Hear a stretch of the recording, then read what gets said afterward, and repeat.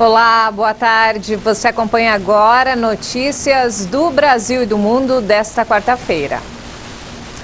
E a Bahia teve o maior volume acumulado de chuva para o mês desde dezembro em mais de 30 anos. Cerca de 130 cidades estão em alerta e 21 pessoas morreram por causa das fortes chuvas que atingem todo o estado. No Brasil, o município de Itamaraju, na Bahia, foi a região onde mais choveu em dezembro. Segundo o Centro Nacional de Monitoramento e Alertas de Desastres Naturais, o volume de chuva por lá foi de 770 milímetros. Esse número é 5 vezes maior que o esperado pela previsão do mês, que era de 148 milímetros. Segundo o governo do estado, a Bahia registrou o maior acumulado de chuvas para dezembro dos últimos 32 anos.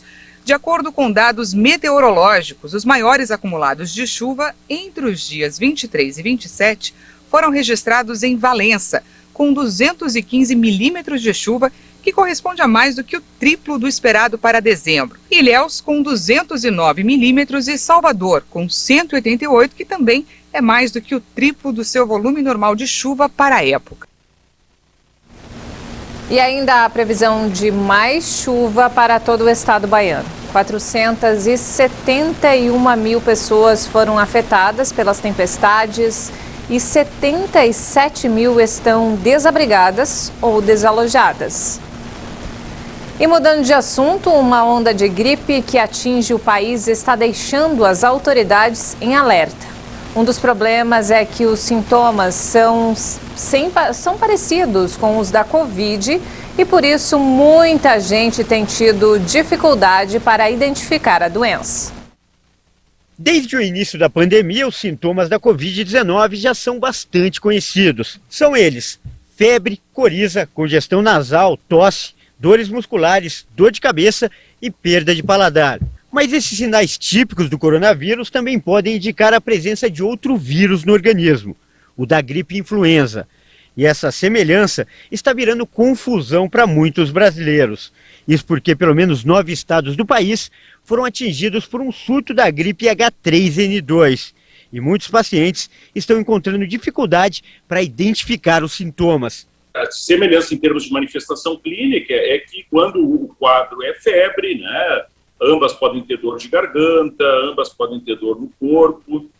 Tá? Nós temos, então, pacientes vacinados para Covid que acabam se infectando, então tem sintomas mais leves, né? Então, no quadro inicial, elas são muito parecidas. As diferenças que podem identificar a Covid-19 ou a influenza são bastante sutis. Por isso, segundo os especialistas, o mais seguro é fazer o teste. Para não ter dúvida nenhuma em realizar o teste. E o teste, o mais confiável, no sentido de não deixar passar casos, porque alguns testes podem dar falsos negativos, ou seja, a pessoa está doente pela gripe, mas o teste não confirma.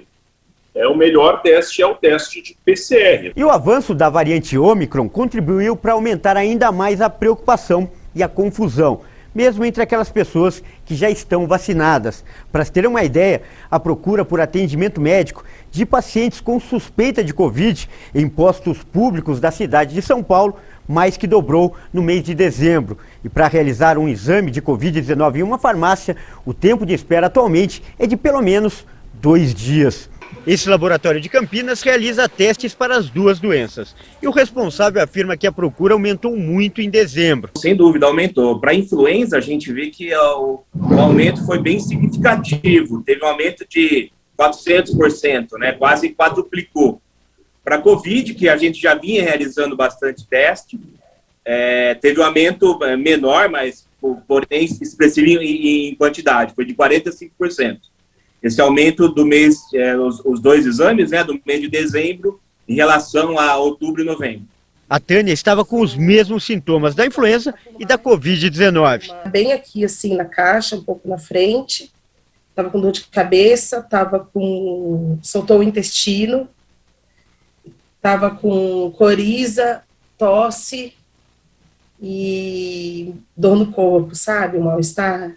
O alívio só veio com o resultado do teste, negativo para a Covid-19. Mesmo assim, os cuidados agora são redobrados. Afinal, nunca um resfriado deu tanta dor de cabeça para Tânia. É uma roleta russa, né? A gente não sabe quando que vai... Se você vai... Eu tenho amigas que não tiveram nada, nem sintomas, sintomáticas. E só souberam porque uma outra pessoa do convívio estava mal, fizeram o teste, deu positivo. A pandemia não acabou. Vamos dar uma segurada aí. E falando sobre coronavírus, o Reino Unido é um dos países mais afetados pelo avanço da variante Ômicron no mundo. Nesta quarta-feira, o primeiro-ministro britânico Boris Johnson lembrou da importância da imunização contra a Covid. Em visita a um centro de imunização, ele fez apelo à população para que tomasse a terceira dose, lembrando que as pessoas não vacinadas tinham 8 vezes mais chances de terminar no hospital. De acordo com algumas pesquisas a que tive acesso, 90% dos pacientes na UTI são pessoas que não recebem uma dose de reforço. Por isso, pense sobre os riscos que você submete sua saúde ao não receber uma dose de reforço. O líder conservador aproveitou a visita para descartar qualquer endurecimento das restrições antes do Ano Novo, mas pediu que as festas fossem realizadas com prudência.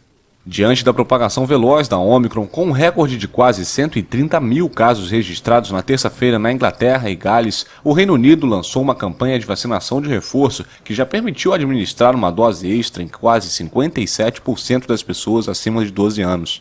O objetivo é oferecer uma vacina de reforço a toda a população adulta antes do fim do ano. Mais de 2 anos após o surgimento da Covid, a doença segue se espalhando pelo mundo. Nesta quarta-feira, Estados Unidos e França registraram os maiores números de casos desde o começo da pandemia. Nos últimos 7 dias, a média diária de novos casos superou o recorde de 251.989 infecções, alcançando durante a terceira onda em janeiro de 2021. A França também registrou nesta quarta-feira um novo recorde. O país superou pela primeira vez os 200 mil casos diários. O Ministério da Saúde anunciou que foram detectados nas últimas 24 horas cerca de 208 mil. Na véspera, as autoridades francesas anunciaram quase 180 mil casos de Covid em 24 horas, o que já era um recorde. O ministro da Saúde, Olivier Véran, disse que o país enfrenta 2 inimigos, as variantes Delta e Ômicron. E ainda falando sobre o assunto, as autoridades chinesas admitiram que enfrentam problemas para garantir o fornecimento de alimentos aos moradores de Xi'an. A cidade está em confinamento há uma semana para combater um novo foco de coronavírus, o mais grave do país nos últimos meses. Representantes do governo reconheceram em uma entrevista coletiva que o reduzido número de trabalhadores e as dificuldades logísticas e de distribuição provocam dificuldades na entrega de produtos básicos à população. A admissão ocorreu após as reclamações nas redes sociais de moradores da cidade, de 13 milhões de habitantes, sobre a falta de comida e com pedidos de ajuda. Pequim mantém a rígida estratégia Covid-0, que inclui restrições nas fronteiras e quarentenas localizadas. A população de Xi'an está proibida de sair de casa, exceto para testes de Covid, e alguns afirmam que não é possível fazer compras online. Os moradores reclamam que não podem sair nem mesmo quando a comida acaba. Segundo a imprensa local, nos últimos dias foram presas pelo menos 7 pessoas na cidade, acusadas de tentativa de burlar a quarentena, perturbar a ordem e divulgar boatos. Embora o aumento de contágios na China seja pequeno em comparação ao ritmo acelerado na Europa e Estados Unidos, Pequim tenta evitar uma propagação fora de controle do vírus há pouco mais de um mês do início dos Jogos Olímpicos de Inverno. E essa edição fica por aqui. Mais informações daqui a pouco às 5 da tarde com Maria Alice Dias. Obrigada pela companhia.